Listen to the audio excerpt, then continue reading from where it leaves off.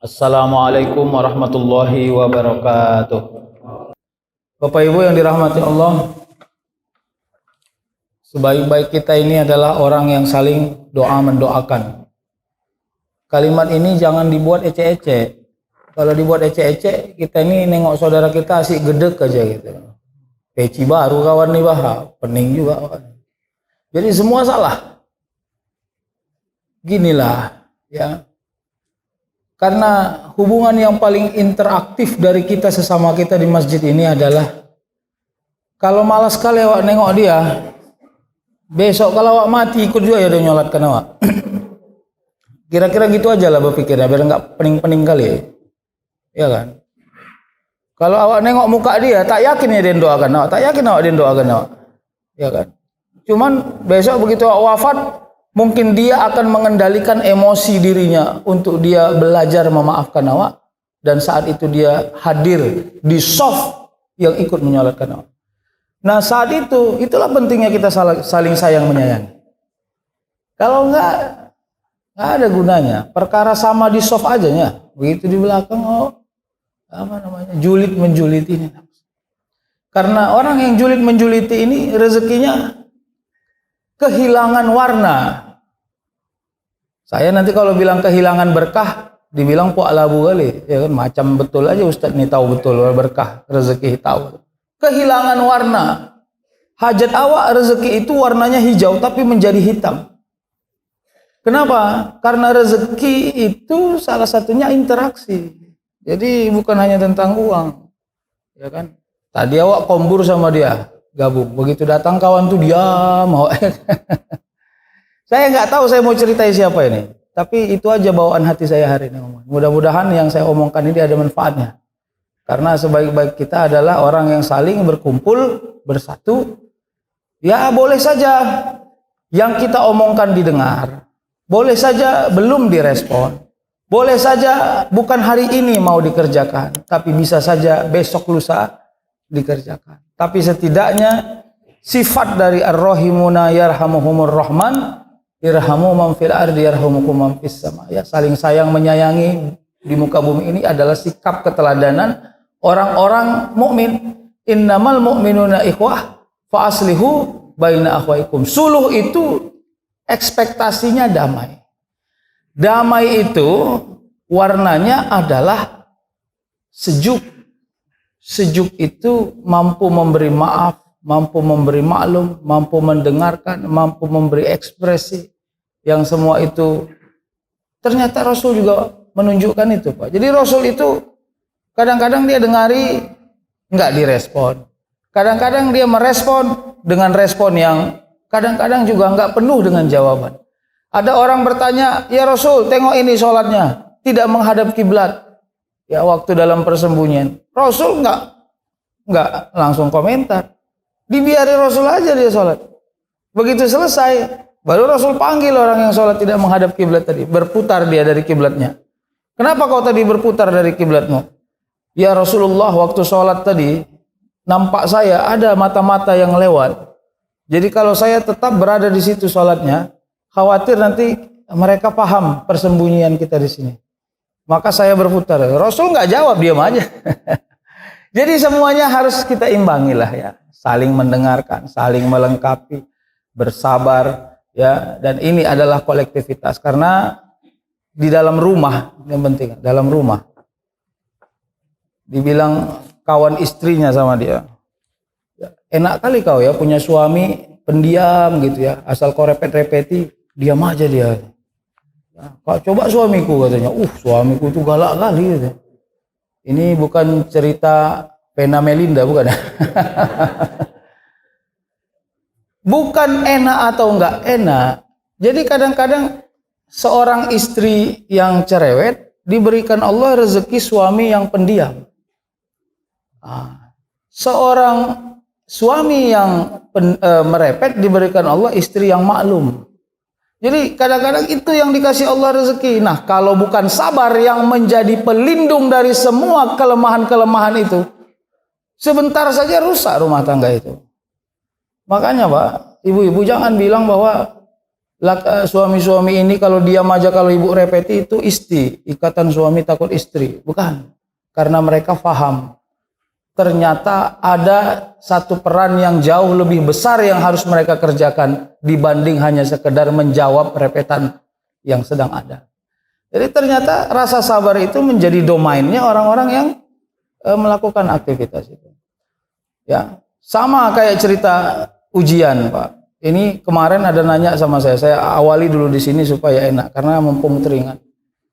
Jadi kenapa kelihatan hidup kita sukar?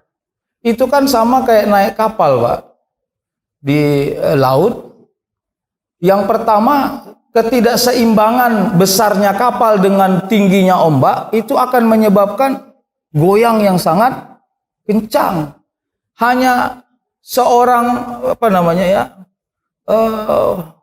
supir kapal yang lihai saja yang mampu menengahi itu. Kapan waktunya dia mendayung, kapan waktunya dia berhenti sejenak untuk mengikuti ritme ombak.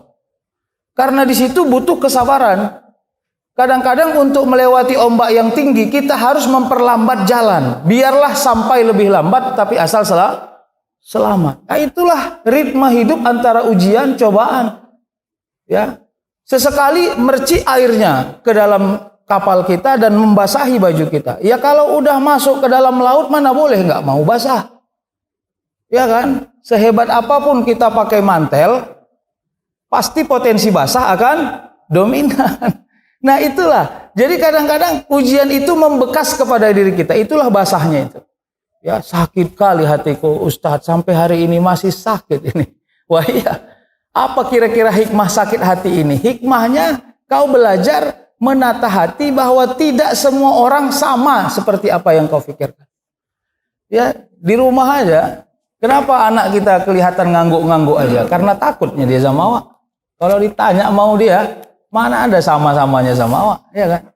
Coba Bapak Ibu. Nah ini silahkan terjemahkan kemanapun, tapi saya meyakini sebaik-baik kita adalah orang yang bersatu. Nah yang kedua, masjid ini kita jadikanlah rumah yang kita cintai, ya kan? Ya di setiap waktu, ini masjid ini sudah banyak kajiannya, ya ada kajian maghrib, ya hampir setiap hari. Ya maunya rame juga lah jamaah. Ini maunya waktu ngomong gini toaknya keluar biar dengar orang yang nggak ke masjid hari ini. Nah, maksudnya apa? Karena ini marwahnya orang mukmin. Jadi kalau ditanya apa marwahnya orang mukmin di kampung itu? Masjid. Masjid, Pak. Dari sisi bangunan, dari sisi kesejahteraan, dari sisi memberi ekspresi kepada pelayanan masyarakat dan umat, dari sisi melindungi. Kalau masjid pinggir jalan, apakah dia bersahabat dengan orang musafir? Kalau dia di tengah-tengah orang yang tidak banyak ilmu, apakah dia menghadirkan majelis ilmu? Itulah marwah orang mukmin di kampung itu. Tidak ada yang lain.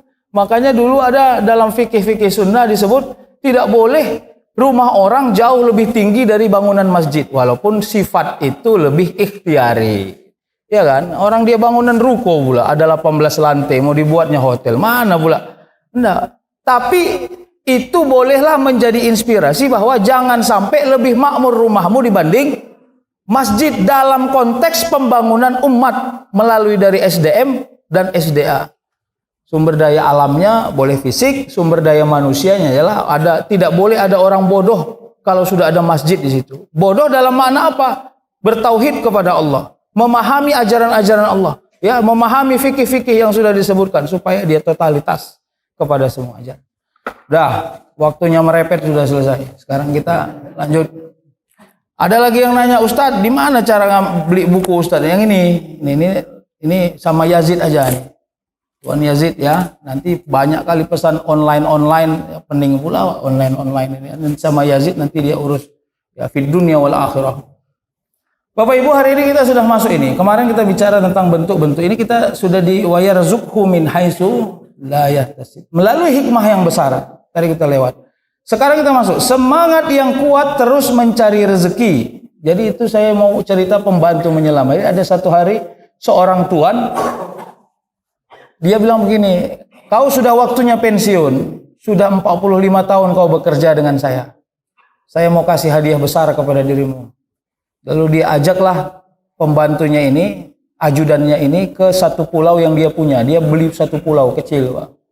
Dia beli pulau itu bukan karena pulaunya cantik, tapi di pinggiran pulau itu, di laut luas itu banyak mutiara-mutiara di bawahnya, kira-kira gitu.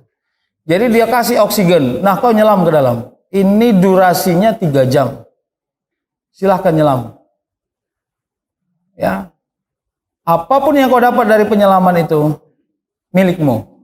Kira-kira gitu. Akhirnya dia nyelam. Wow. Karena dia belum pernah melihat betapa indahnya bawah laut di daerah pulau yang di bawah itu. Begitu dia menyelam, belum lagi sampai ke dasar laut untuk mengambil mutiara itu, dia terpesona dengan indahnya sekitaran bawah laut. Akhirnya dia berkeliling-keliling menyelam, melihat semua yang ada. Sampai akhirnya begitu pada tempat yang hampir akhir waktunya, baru dia sadar bahwa dia harus ngambil mutiara. Akhirnya dia menyelam tuh, dia ambil mutiara sampai secukupnya. Begitu oksigen sudah habis, dia naik ke atas. Terus dia bilang, aduh Pak, katanya, saya ini lalai. Bapak kasih waktu saya 3 jam. Saya habiskan 2,5 jam untuk melihat betapa indahnya bawah laut itu. Barulah menjelang menit-menit akhir, saya sadar bahwa saya harus mengambil mutiara. Bolehkah saya meminjam 1 jam lagi? Saya berjanji, takkan berkeliling-keliling di bawah. Saya akan fokus untuk mengambil mutiara itu. Cerita ini tidak begitu serius. Tapi itulah kira-kira wamal hayatud dunya illa la'ibu walahun. Kita ini begitu diberi oksigen hidup di dunia ini, kita kerjanya keliling-keliling aja. Ya kan? Karena menganggap waktu masih panjang.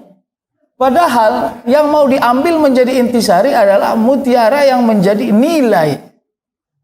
Nah, katakan lagi-lagi dibilang itu kan pu'alabu ustad aja itu kalau ceramah. Ustad pun lalai juga nyata. Iya, sama, Pak. Fa'tabiru ya ulul albab. Saya ngomong di sini karena kebetulan saya lebih pandai ngomong, itu aja, Pak. Jadi jangan Bapak anggap saya lebih hebat dari Bapak Ibu. Biasa-biasa aja. Karena kita ini sekarang sedang berkompetisi. Ya, begitu selesai saya ceramah, maka sama kita berdiri di tempat start yang sama. Ayo, yang mau lari silakan lari, yang mau naik sepeda silakan naik sepeda. Ayo kita jumpa di ujung. Siapa menjadi pemenang? Ada yang juara 1, ada yang juara 2, ada yang belum lagi selesai sampai udah dead di tengah. Ya boleh, terserah.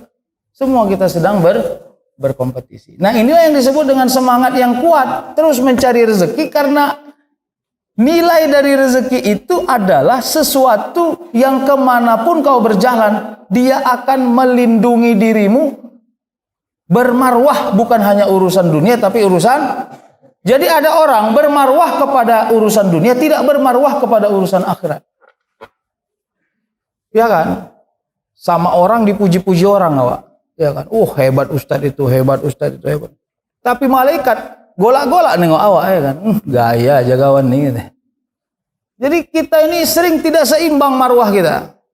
Nah, kalau dalam kajian tasawuf, kenapa orang tidak seimbang marwahnya di hadapan makhluk bumi dengan makhluk langit? Jawabannya karena kita tidak berhasil mendudukkan perbuatan sama semangat dan nilainya dengan niat yang kita tuju. Namanya ikhlasul amal. Nah, kalau kajian tasawuf itu menjadi bagian yang sensitif.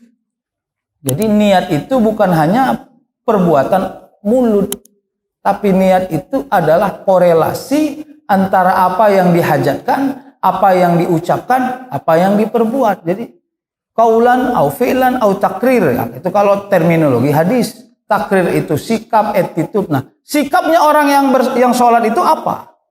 Sikapnya orang yang sholat itu, ya kalau sholat itu dalam rangka sami'na wa ata'na, maka begitu kita keluar dari masjid ini, sikap dan keteladan yang kita pakai juga sami'na wa ata'na pada urusan untuk membangun negara, membangun agama, membangun kehidupan sosial. Ini kalau ngomong kayak gini kayak profesor pula saya ngomong. Nah, jadi agak ringan sedikit lah ya. Nanti serius sekali. Sampai di rumah, sami'na wa ata'na ini juga dibawa, Pak.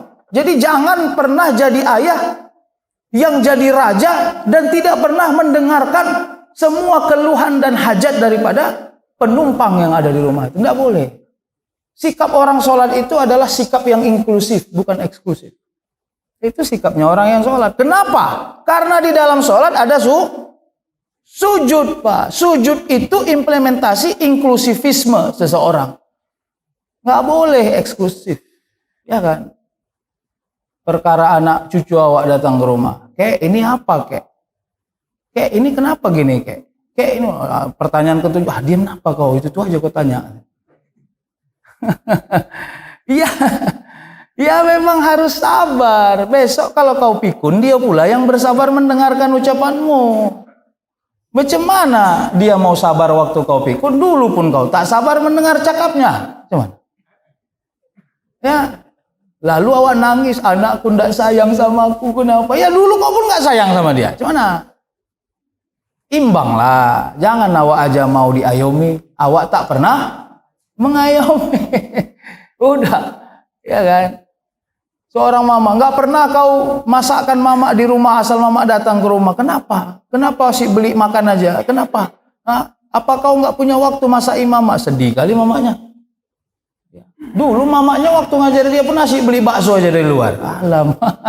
Udah gini Pak, supaya kita tidak saling mengutuk, padahal kita saling menyayangi. Sesama orang saling menyayangi, jangan saling mengutuk.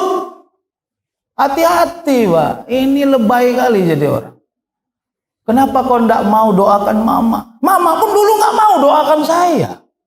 Kalau gitu kayak mana? Damailah kita. Oke ya, mulai hari ini kau doakan mama, mama doakan. Udah, enak kan? Enak. Jadi cerita maling kundang nggak terjadi Pak. Saya termasuk orang yang mengkritik cerita maling kundang kalau hanya fokus bilang anaknya yang durhaka. Saya bilang selain ada anak durhaka, di dalamnya ada mama yang nggak sabar. Karena kasih sayang ibu sepanjang masa tidak boleh berbatas waktu.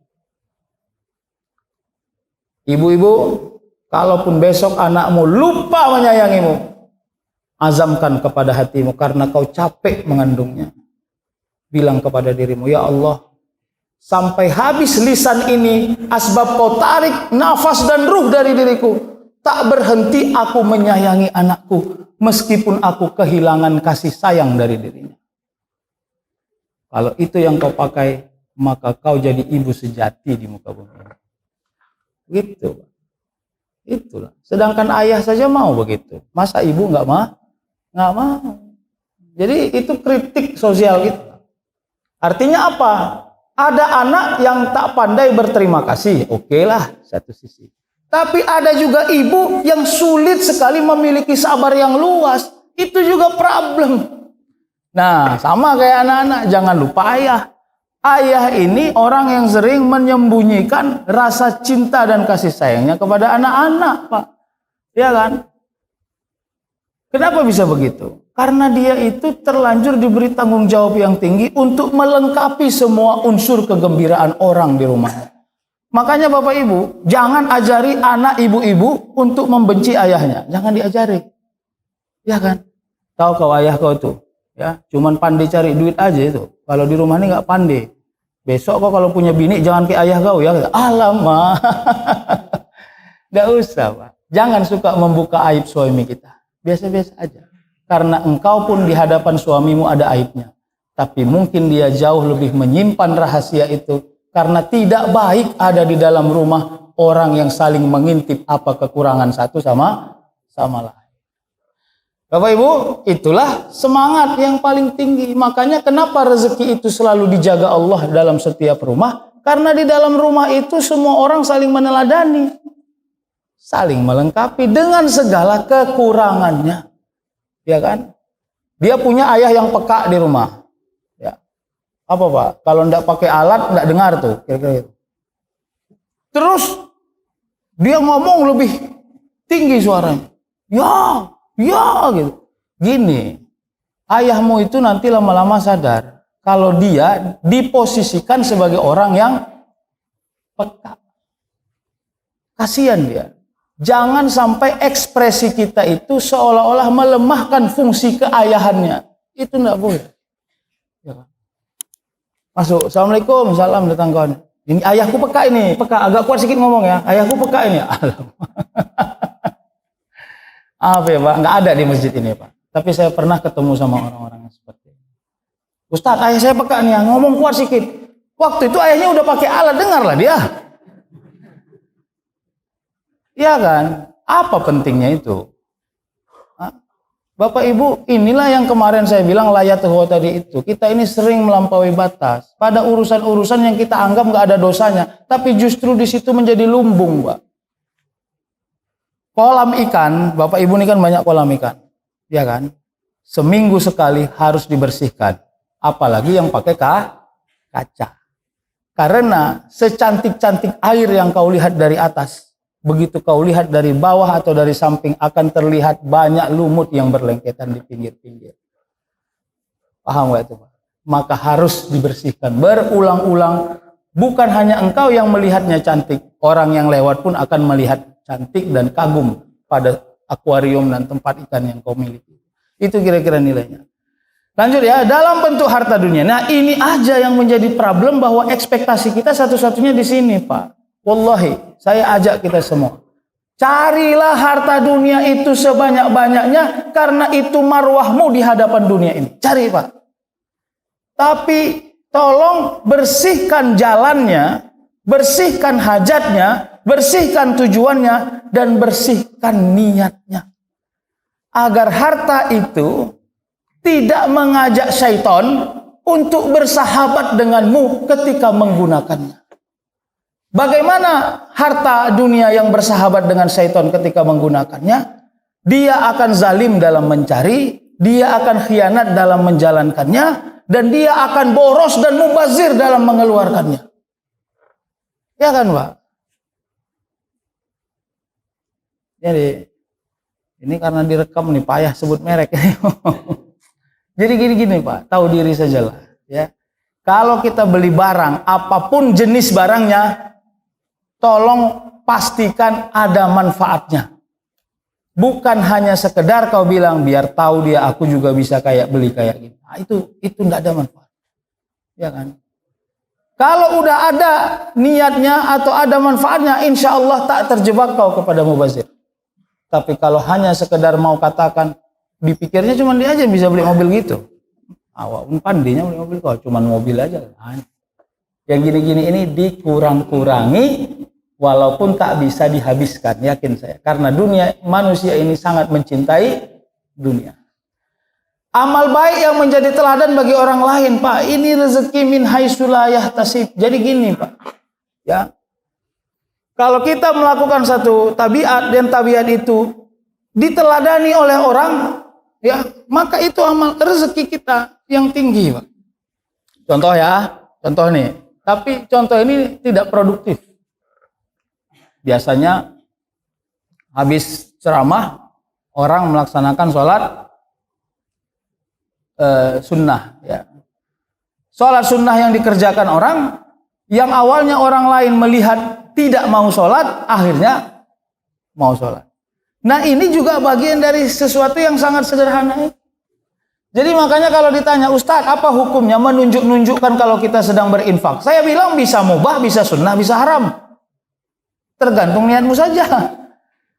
Kalau kau berinfak, engkau diteladani orang. Misalnya orang cenderung mengikuti apa yang kau buat. Maka saat itu kau di hadapan orang yang cenderung mengikuti apa yang kau buat, engkau berinfak, lalu orang itu mengikuti apa yang kau perbuat, berarti kau bagus. Nah gitu. Jadi ternyata mengelola ini yang sulit. Ya kadang-kadang gini Pak, kita ini malu tidak pada tempatnya. Paham gak? Kita ini malu tidak pada datang seorang anak, seorang cucu nanya sama dia, kayak mana kakek setiap hari bersedekah ya? Aduh jangan dibilang, kakek ini sedang belajar tasawuf ini, itu kakek nggak mau menunjukkan itu. Padahal cucunya mau nanya, karena cucunya mau meniru. Enggak, anggap saja alfa semua, nggak ada itu. Kira-kira gitu, jangan gitu. Jangan, diajari aja. Kenapa? Karena sifatnya adalah litarbiyah, untuk mengajak, mendidik, mengedukasi, membuat orang dari sesuatu yang tidak sempurna menjadi sesuatu yang sempurna. Berikutnya apa? Dalam bentuk prestis. Prestis dan prestasi itu adalah, prestis itu sesuatu yang bagian dari marwah ya. Orang memandang kita tidak dengan cara yang jelek, meskipun kita tidak punya kehebatan keduniaan yang tinggi. Jadi sebenarnya salah satu ekspektasi kita untuk mendapatkan dua hal ini, prestasi dan prestise adalah menghilangkan stratifikasi sosial. Karena stratifikasi sosial kalau dalam hubungan kemanusiaan itu problem itu, Pak. Ya. Makanya masjid sebenarnya mengajarkan kita untuk inklusif pada urusan itu. Ya siapa duluan datang, pergilah ke shaf pertama, kan begitu kira-kira ya. Tapi ini ada pula sekarang model orang yang malas berada di shaf pertama gitu, Pak. Kenapa? Memilih untuk ke belakang, katanya terlalu berat beban di shaf pertama. Nggak ada berat-beratnya, orang bapak nggak disuruh bawa tas kok. Jadi ini juga hati-hati, Pak. Shaf pertama itu tetap jauh lebih mulia, walaupun kemuliaan orang di shaf pertama itu berbanding lurus dengan pekerjaannya. Siapa orang yang di shaf pertama? Ya orang yang duluan datang. Ini yang gawatnya udah mau komat dia datang, diserobotnya pula masuk sampai depan. Ya kan? Perkara lebih panjang jenggotnya disingkirkannya orang yang tidak ada jenggotnya. Mana panjangan jenggot kita coba? Pinggir kau sedikit. Mohon maaf ya, saya juga berjenggot. Nah, maksudnya gini, ya pahami aja gitu. Makanya saya suka dengan kepala daerah atau kepala negara atau siapapun itu. Kalau dia tahu datang belakangan, dia ambil shaf yang di tempat di mana. Itu lebih bagus. Karena sholat itu nggak ada jabatan sebenarnya. Inklusif dia, Pak. Tergantung siapa orang yang lebih mampu menjaga waktunya. Tapi kalau dengan hajat kita ingin menjaga marwahnya, lalu kita siapkan tempatnya, dan semua jamaah legowo dan menerima itu, boleh, silahkan lakukan. Jadi tidak sampai mengambil hak orang lain. Dalam bentuk doa yang diijabah, sedikit lagi ya Pak, ini yang paling luar biasa. Gini ya, kalau mau melakukan ini secara teknis, tapi ini juga nggak bisa dibuat-buat. Angkat tanganmu, kuatkan niatmu, minta hajatmu, yakinkan dengan sempurna, baik sangkalah. Begitu engkau sebut subhana rabbika rabbil izzati amma yasifun wa salamun alhamdulillahi rabbil alamin, lupakan semua. Zero, lupakan semua. Apa kira-kira manfaat itu dilupakan? Supaya engkau tidak menagih-nagih kapan yang kau minta itu dikasih oleh Allah, pada waktu apa dan dalam bentuk apa. Nah, di situ apa pelajaran yang didapat? Belajar ikhlas pada semua yang kau kerjakan, sebab sejatinya mulai dari sholatmu sampai doamu itu adalah bentuk kewajiban yang kau kerjakan di hadapan Allah. Kira-kira gitu. Ya, seorang anak disuruh ibunya menyapu rumah. Ini yang bolak-balik saya kasih tahu. Kalau anak itu menganggap bahwa menyapu rumah itu adalah kontribusi dia kepada ibunya, maka dia akan cenderung menagih dan pamrih. Tapi kalau dia mau mendalami hakikat dari dia menyapu itu, kalau bukan kau yang nyapu karena kau juga tinggal di rumah itu, siapa lagi?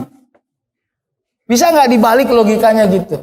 Sehingga anak yang awalnya pamrih minta goceng kalau setelah menyapu rumah mamanya tadi, cenderung dia lebih fleksibel, elastis. Dikasih alhamdulillah, nggak dikasih juga manfaat. Kenapa? Yang saya sapu ini adalah rumah saya sendiri. Aman kan? Aman. Jadi begitu dikasih mamanya 5.000, dia tetap merasa gembira. Karena 5.000 itu dia anggap adalah sesuatu di luar ekspektasi. Sehingga dia gembira. Jadi begitu dikasih 5.000 sama mamanya, gitulah. Wah, udah capek nyapu. Lama kali ngasihnya pun. Ah, ini merasa bahwa dia berkontribusi. Hati-hati. Jadi ada orang nanti tipenya berdoa, begitu dikabulkan Allah 2 bulan, lalu dia ngomong kemana-mana. Ini jujur nih, ini kau mau tahu nggak nih? Kenapa mobil ini bisa dibeli? Setelah 2 bulan 14 hari nih doanya nih. Aku hitung nih, aku doanya dari tanggal sekian nih. Ini ada nih bulatannya. Jadi kalau kau mau tanya, power doaku itu sekitar nggak sampai 3 bulan. Itu power doaku. Power doamu berapa lama? Nah, itu tergantung sholat duhanya berapa panjang itu. Waduh, Mak, terlalu matematis itu, Pak. Jangan, Pak, ngeri awak dengarnya itu. Agak diringan-ringankan sedikit. Sebab saya berdoa, Allah ijabah doa saya. Cukup begitu saja. Udah. Jadi tidak perlu pakai ini. Setelah 2 bulan 14 hari baru kabul doa. Tidak begitu ya. Sedikit lagi ya, karena lontong sudah dibagi, saya lihat di belakang. Ya, minta apa kendaraannya? Semua waktu adalah doa. Toh ini Pak, ini sebenarnya judulnya ini menjadi konklusi. Semua waktu adalah doa. Semua waktu adalah doa. Maka kesimpulannya jangan pernah berhenti. Begitu engkau melihat, berdoalah. Begitu engkau mencium, berdoalah. Begitu engkau mendengar, berdoalah. Begitu engkau berpikir, berdoalah. Bahkan begitu engkau hendak mati dalam keadaan yang sebentar, tidur maksudnya, maka berdoalah. Serius Pak, lihat orang, ya kan, kelihatan umurnya 63 tahun tapi nggak ada ubannya gitu. Terus doa dong. Doa, ya Allah, sehatkanlah saya seumpama sehat Wak ini. Nah, kira-kira gitu. Nggak apa-apa Pak. Karena kadang-kadang yang gitu-gitu itu tanda bahwa kita ini punya connecting kepada Allah. Jadi bukan tentang jenis doanya, tapi tentang konektivitasnya. Itu yang penting Pak. Karena kita sering habis atau tidak punya connecting pada saat kita sedang berinteraksi secara sosial. Tapi begitu masuk kepada masjid, kepada sholat, baru kita menghidupkan jaringan wifi-nya. Jangan begitu. Ya kemana-mana harus punya jaringan dong, supaya konektivitasnya akan terjaga. Ya, mintalah yang menurut akal logis. Jadi gini Pak, kalau menurut Bapak logik Bapak mendapatkan sesuatu, jangan nggak diminta, itu namanya sombong. Jadi saya punya teori begini, sombong orang yang sudah difikirkannya dan dia butuh, tapi dia nggak minta, sombong itu. Kenapa? Karena dia merasa dia punya power dan dia nggak butuh Allah untuk memudahkan urusannya. Itu makanya disinilah letak hukumnya orang sombong yang nggak mau berdoa. Tapi bukan tentang doa pribadi atau doa kolektif. Bukan itu yang saya bahas. Tapi tentang ketidakmauan dia berdoa. Misalnya seorang anak mau ujian besok, sangat logik dia mendapat nilai yang tinggi. Nggak apa-apa, doa dong hari itu. Ya Allah, saya udah belajar ini tadi malam, kasihlah saya nilai yang bagus. Nggak apa-apa Pak. Sama seseorang udah nabung mau beli mobil baru, dia doa, ya Allah mudahkan urusan saya beli mobil agar saya dapatnya. Boleh, silakan. Setiap apa yang kita pikirkan dan logik hadir di diri kita, mintalah. Sama seperti orang meminta sehat ketika dia dalam keadaan sakit. Nah, masih ingat nggak hierarki yang saya sebut? Kan itu sakit, berobat, sabar, baik sangka, tawakal.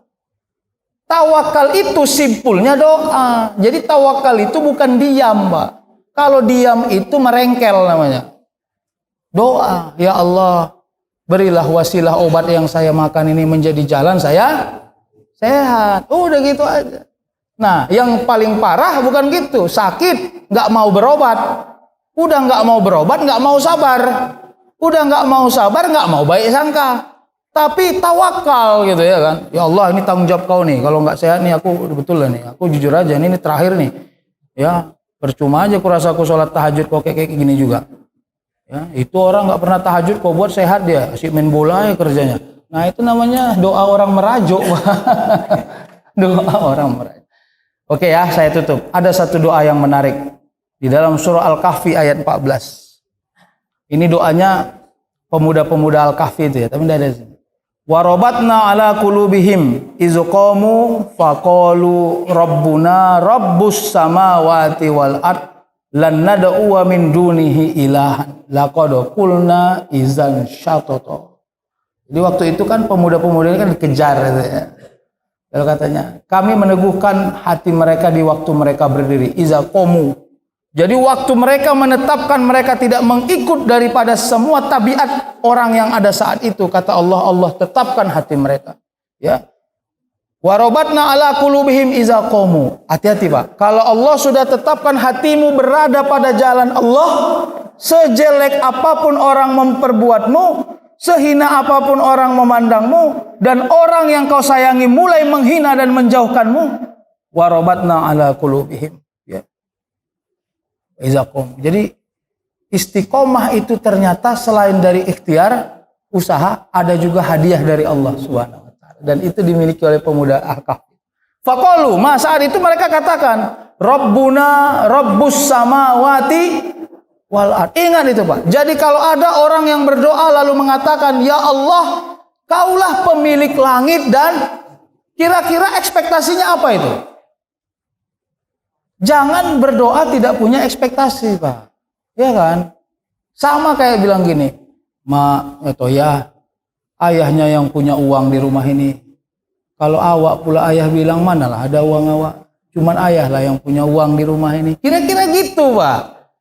Kalau ayahnya dibilang gitu, dia mau minta Hot Wheel misalnya. Ya kan? Kira-kira terenyuh nggak hati ayahnya? Tapi kalau dia ngomong, ya jujur aja, aku kalau udah kerja, nggak aku minta-minta nih Hot Wheel nih sama ayah. Kan? Rabbuna Rabbus samawati lan nad'u min duni ilahan laqad qulna satata laqad qulna izan syatata. Jadi katanya begini, kami sekali-kali tidak menyeru siapa Tuhan, hanya Allah Subhanahu wa taala. Lalu omongan yang mereka bilang itu izan syatoto, itulah yang benar, yang paling benar, yang Allah lengketkan di dalam hati mereka. Nah, kalau kita hubungkan kepada hidup dunia hari ini, begitu orang hadir kepada dirimu, mengajak engkau berbuat curang untuk mendapati enaknya dunia ini, kau bilang Allah lengket di dalam hati saya. Lengket itu maknanya bukan Allahnya lengket, ketaatan kita kepada Allah itu lengket di hati saya. Sehingga saya memilih jalan yang tidak populer bagi orang-orang yang curang, tapi populer bagi orang-orang yang benar. Saat itu engkau diselamatkan Allah dari jurang-jurang yang kalau engkau terjebak takkan pernah kau selamat. Bukan hanya untuk urusan akhirat, tapi urusan dunia pun ngeri, Pak. Supaya kita tidak selamat. Jadi mudah-mudahan Allah menolong kita. Hakikatnya itulah rezeki yang paling esensi bagi orang-orang beriman. Dapat harta dunia, diselamatkan dari jebakan yang jahat, diselamatkan dari godaan dosa, diselamatkan dari godaan syaitan. Ini rezeki semua, Pak. Rezeki itu, Pak. Jadi tolong sekarang mulai pudarkan uang hanya sebagai satu-satunya rezeki. Salah satunya iya, satu-satunya tidak. Wallahu a'lam bishawab. Assalamualaikum warahmatullahi wabarakatuh.